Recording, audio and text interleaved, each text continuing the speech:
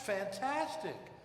You're quite the little adventurer. Let's go down to the river and look for more. Sweetie, let your grandfather rest. You know he's tired. He's not tired. He just wants to take a nap. Well, I may be tired, but I know I'm blessed. Can we sing you to sleep, Grandpa? May the Lord bless you and keep you. May the Lord lift his countenance upon you and give you peace. And give you peace. And give you peace. The Lord make his face to shine upon you.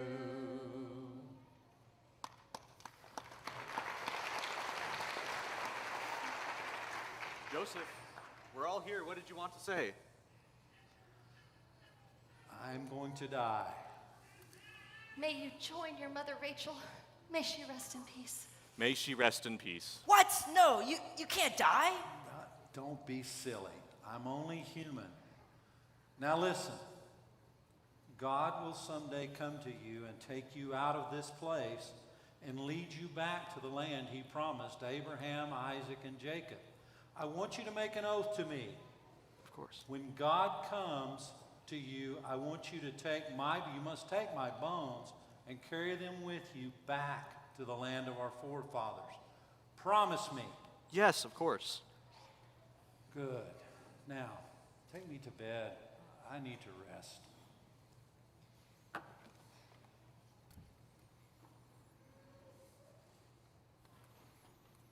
Why does Joseph think that we'll leave this place? We're quite prosperous here. Well, God has always talked to Joseph. I mean, he may be old now, but I don't doubt he has some idea of what God's plans are for our future. After all, God made a promise to Abraham. Oh yeah, I forgot about that. God promised to make Abraham into a great nation. Oh, he certainly did that. God promised to bless Abraham and make his name great. God promised to bless all the nations through him. And importantly, God promised to give Abraham a land of his own. But don't we have land here? Well, yes and no. We're in Egypt, yes, but this isn't our land. Our promised land is in Canaan, where God sent Abraham all those years ago. What if we took over Canaan and Egypt, not just Goshen? You see, this is what we call an inside thought. Oh, my bad. The Egyptians wouldn't like hearing that. Okay, but really, what do we do next? Well, one day God is going to call us home. Together we'll go to the promised land. You just have to believe. Do do do do do do do do do do do do.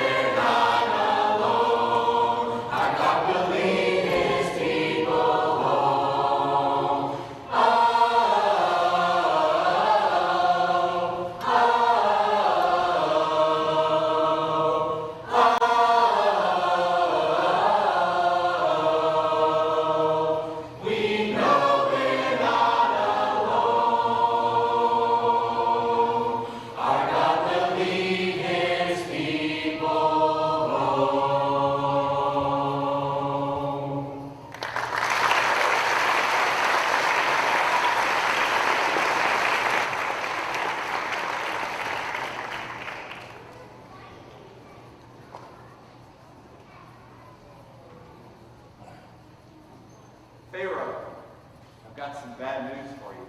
Yes, what is it? It's about the Israelites, sir. You asked us to control their population. There are just so many of them. And we wouldn't want them to get the idea that they could take over. So, as we discussed, we made them, the Israelites, slaves, and we forced them to work very hard. But the harder they work, the more babies they have. Unfortunately, we have to do something else.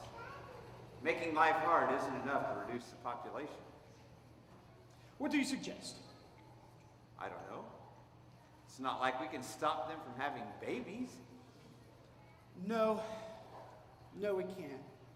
But maybe if we get rid of the boys when they're born, this will put fear into the Hebrews, and it would reduce the numbers as well. A brilliant idea. But how do we get rid of the baby boys? Send for the midwives to the Hebrews, Shiphrah and Puah. At once, my king. This was going to take some more clever thought. I'm not ready to publicly oppose the Israelites quite yet. Maybe some quiet action will be enough. I'm sure you know best, Pharaoh. My king, Shiphrah and Puah.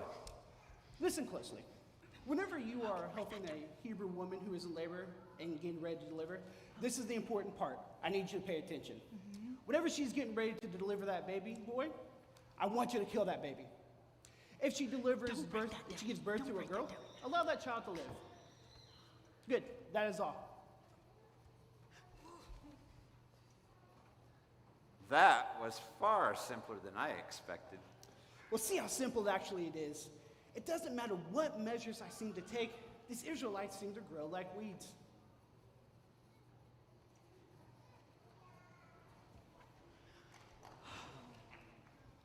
Okay, can you do this terrible thing? No, I can't do that. I've heard stories about the Hebrew God, and I am far more afraid of the Hebrew God than I am of Pharaoh. Okay, me too. I'm afraid that if we do this thing, the God of the Hebrews will protect the Israelites and strike us down. Yes, but Shiphrah, what about Pharaoh? Oh, well, I don't know. I don't know what we're gonna do. Shiphrah, Puah, are you all right? You both look so upset. Hi. No, we're fine. How are you? We're good. This little one has plenty more time before we have to call you. Okay, just stay in there. Okay.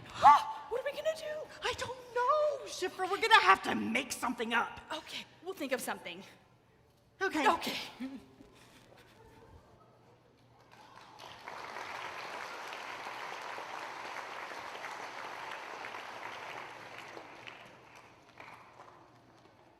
Pharaoh, do you see this list?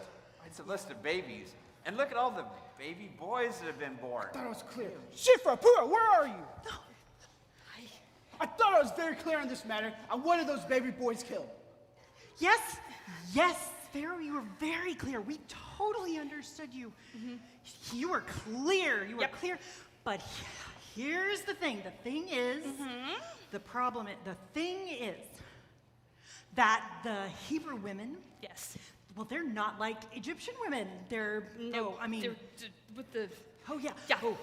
They are hardy and energetic. Yeah. And they give birth to the babies. Totally not our fault. Before we can even get there. Yeah. You have caused me great disappointment. I want you out of my sight. Okay.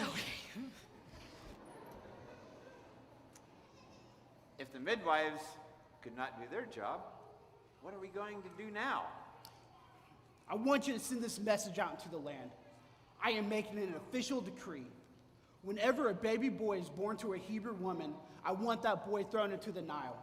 If she gives birth to a baby girl, that child will be allowed to live.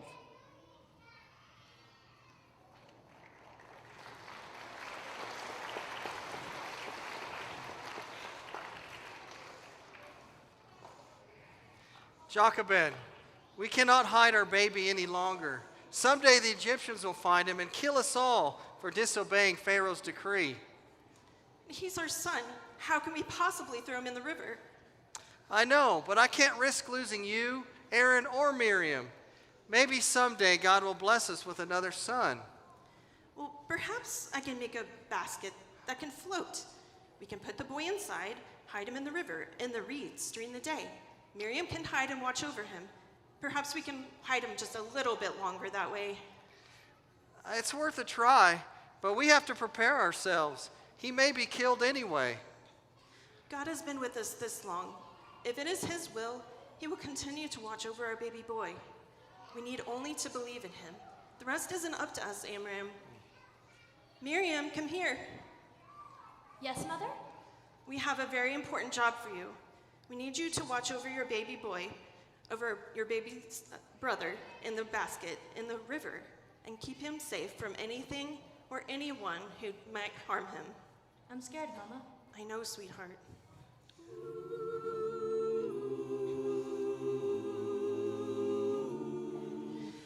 Many nights we prayed with no proof anyone could hear. In our hearts a hopeful song we barely understood. Now we are not afraid, although we know there's much to fear. We were moving mountains long before we knew we could.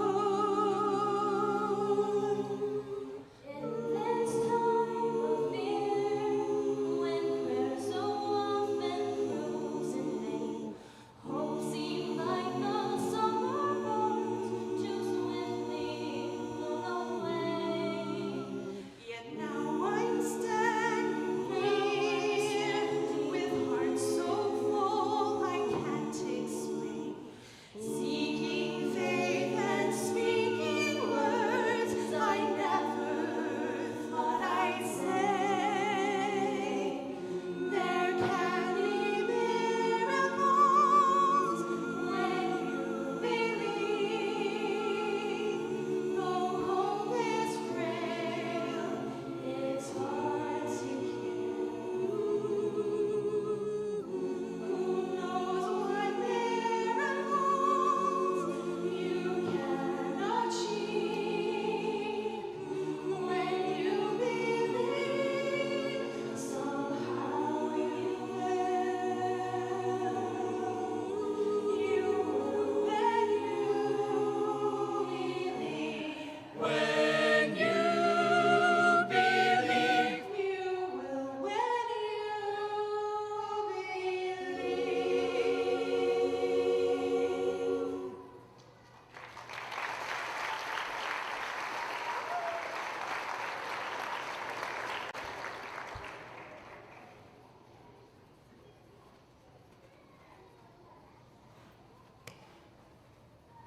Where's that crying coming from? It's coming from over there. Look! It's coming from that basket! Bring the basket to me. Yes, Princess.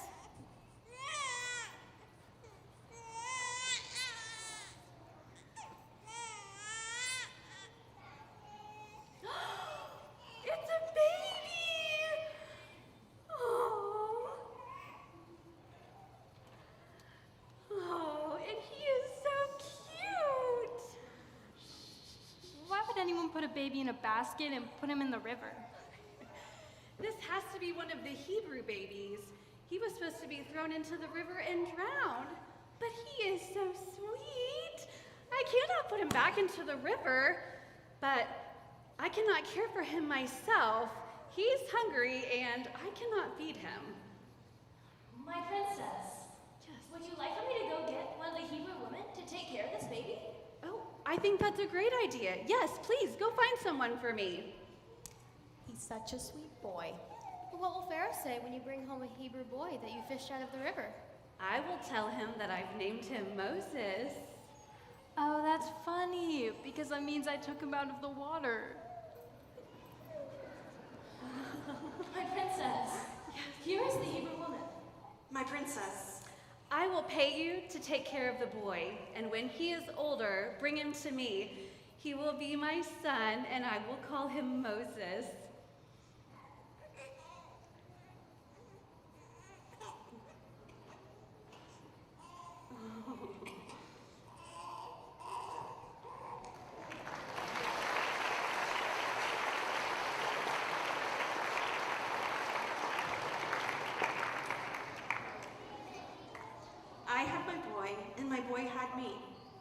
Moses was grown, I returned him to Pharaoh's daughter.